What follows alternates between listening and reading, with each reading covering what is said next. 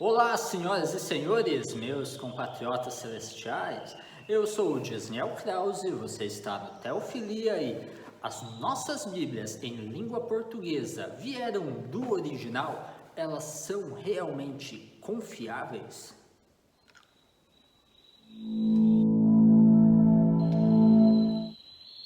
Então, há uns dias atrás eu estava perdendo algum tempo com esses videozinhos curtos de Instagram e eu me deparei com um vídeo de um rapazinho dizendo que as nossas Bíblias em língua portuguesa, elas não haviam vindo do original, né, do hebraico, do grego, enfim, e que portanto nós não poderíamos confiar nelas, uma vez que elas são tradução de tradução de tradução.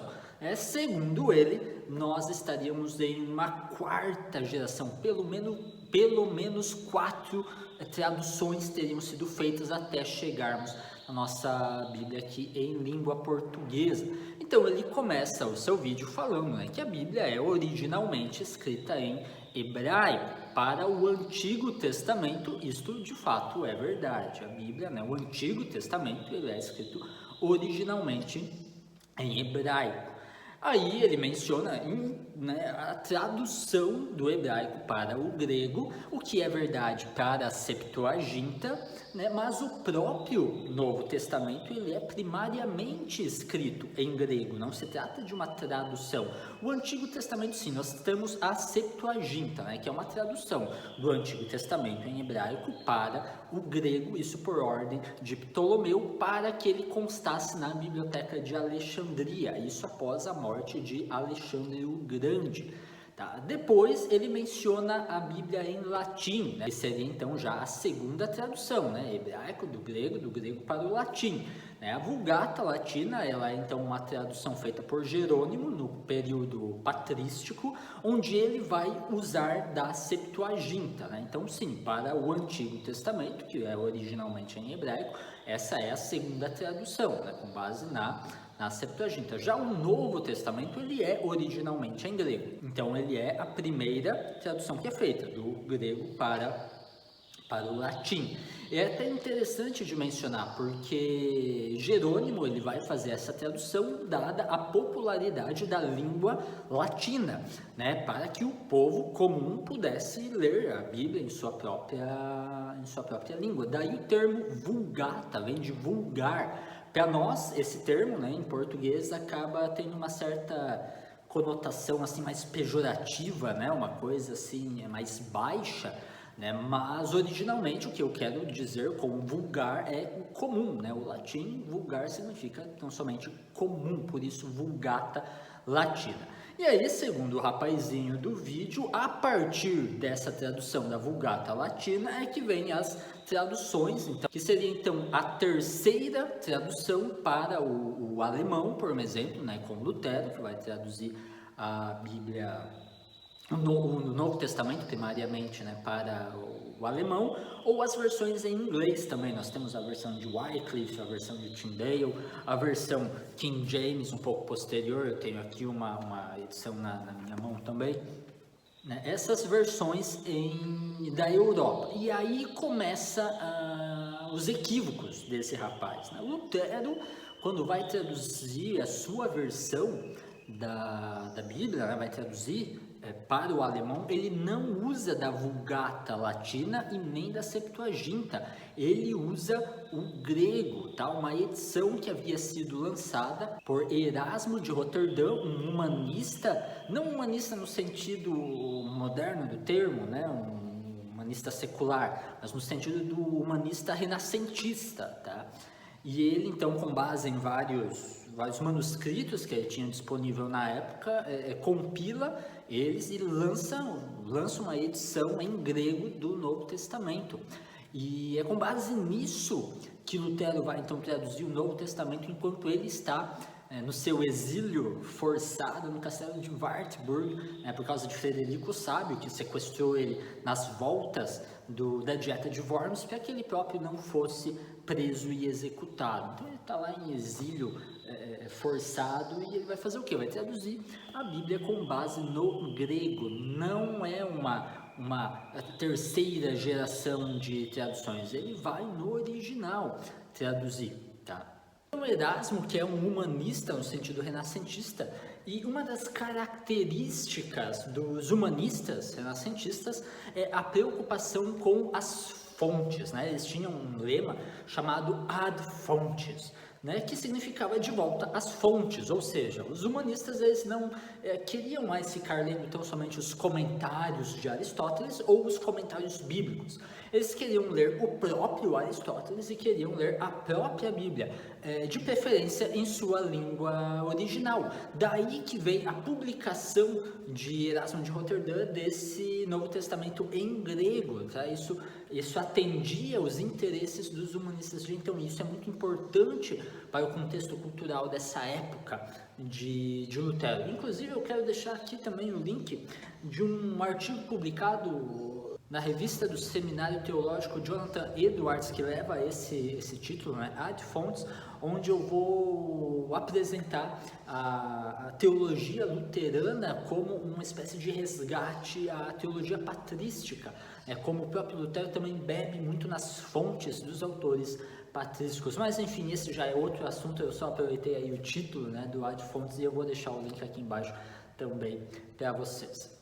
E aí, segundo o rapazinho, a partir dessas versões, né, em alemão, em inglês, enfim, é que viriam a nossa tradução em português, como então a quarta geração de tradução, onde várias coisas poderiam ter se perdido, né, se modificado ao longo dos tempos, né? Algo que também está equivocado, tá? João Ferreira de Almeida, que é a primeira versão em português que nós temos, 1644, de fato, ele nessa primeira edição não vai usar o grego para o Novo Testamento, ele faz primeiramente o Novo Testamento, ele faz uma comparação entre várias línguas, ele vai usar o latim, ele vai usar o italiano, ele vai usar o francês, ele é um grande linguista, né? Isso com 16 anos de idade, tinha uma mente brilhante no que diz respeito aos idiomas.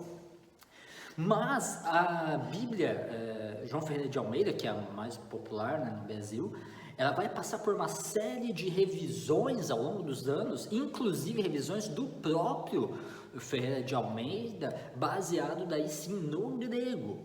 Tá? Ele passa por essas... A versão que nós temos, né, essa minha aqui, é a revista e atualizada, ela é com base no grego, não com base no alemão, ou nem mesmo no francês, ou essas que ele usou na sua primeira edição de 1644. Tá? E nós temos outras versões também da Bíblia hoje, como por exemplo aqui a NVI, eu também tenho aqui uma edição, essa daqui é a Bíblia arqueológica, que é baseada nos originais, no grego para o Novo Testamento e no hebraico para o Antigo Testamento. Luiz Saião esteve à frente desse processo todo de tradução. Então, cara, o que não falta nos nossos tempos são especialistas em grego, em hebraico, que podem com muita facilidade ler o texto contemporâneo e compará-lo com uma série de manuscritos antigos que nós temos. A Bíblia é hoje o livro mais bem atestado historicamente que nós temos, de toda a história antiga. O que chega mais perto do Novo Testamento como um todo é a Ilíada de Homero, e mesmo assim fica longe para trás. A Bíblia é o livro mais bem atestado, então ele é sim confiável. O texto que chegou até nós é o mesmo texto, né? É virtualmente o mesmo texto escrito pelos seus autores originais, né? O que nós temos, por vezes, algumas diferenças de fato de traduções, alguns pequenos erros ortográficos por alguns copistas, mas nenhuma doutrina séria é afetada por causa desse tipo de coisas. Eu tenho aqui, a título de exemplo, uma versão em grego, embora não seja, tem latim também, latim e grego, embora não seja o grego koiné, é o grego clássico, mas ele serve muito bem para exemplo. Lá no Evangelho de João, nós temos um caso de Jesus chegando para Pedro e perguntando se Pedro ama a Jesus, né? Isso ele faz por 3 vezes, uma vez que Pedro também nega a Jesus por 3 vezes, tá? E no texto grego tem uma particularidade que não vai aparecer no nosso português, porque os gregos têm 3 tipos principais de amor que ainda podem ser subdivididos mais uma vez. Eles têm então o eros, que é o amor romântico, né? O amor entre os casais. Eles têm a filia, que é o amor de amigos, né? De amizade. É daí que vem o termo filosofia, né? O amigo do saber, o amigo da sabedoria, né?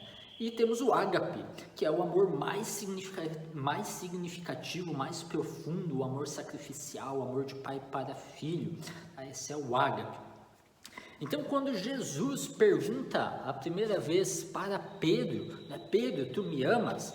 A gente pode verificar, não sei se vai dar para ver muito bem para vocês, mas ele pergunta no ágape ali, tá? Ó, a diferenciação ali.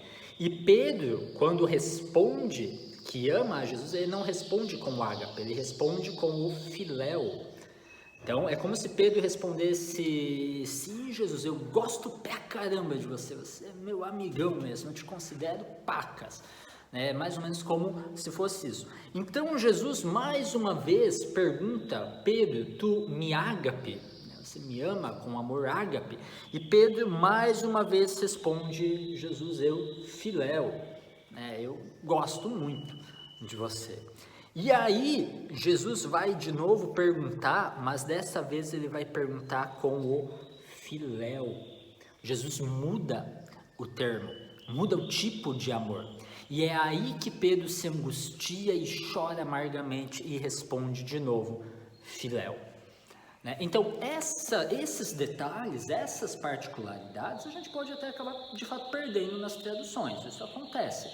Cara, mas dizer que o nosso texto em língua portuguesa da Bíblia não é confiável, dadas as traduções que ocorreram ao longo dos anos, isso é um tremendo de um exagero. É um tremendo de um exagero, está redondamente equivocado.